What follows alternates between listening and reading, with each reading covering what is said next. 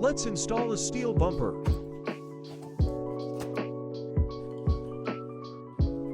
First, we remove the front bumper.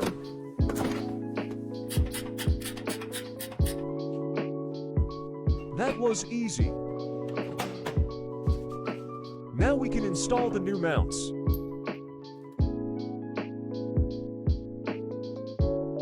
Let's install the new bumper.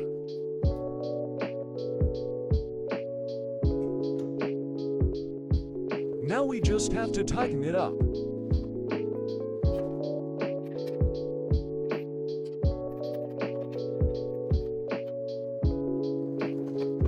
The last part is the skid plate.